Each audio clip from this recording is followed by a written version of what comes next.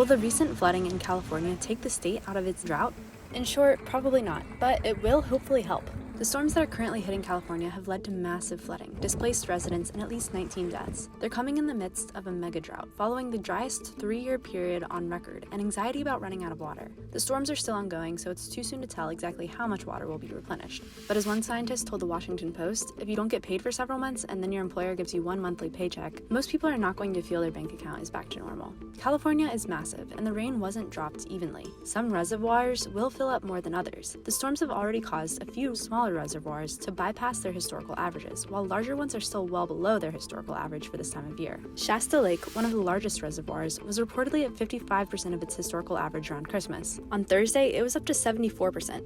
However, there are some important things to take note of. The climate crisis makes it more likely that drought and floods get locked in a vicious cycle. Periods of drought are more likely to be hotter and longer, but they are punctuated by intense storms and rainfall. Also, it takes a long time for groundwater supplies to replenish, because water moves through soil slowly. Once the upper layers of the ground are completely saturated, excess water that keeps falling quickly has nowhere to go, leading to flooding. Another thing to note is that a good portion of the state's water comes from snowmelt from the Sierra Nevada mountains. Naturally a reserve, it typically locks up water in the rainy season, winter, and releases it slowly over the following months. Early measurements are showing that California's snowpack is around 200% of the historical average for this point in time, which could really help the state's drought as a slow release mechanism. However, the rainy season could also be followed by a couple really dry months. Warming temps could also make the snow melt earlier in the year, so even if the mountains are absolutely dumped on in January, that doesn't mean the water will be there in August when it's most needed. The climate crisis is a long-term issue, and a few storms won't get rid of that.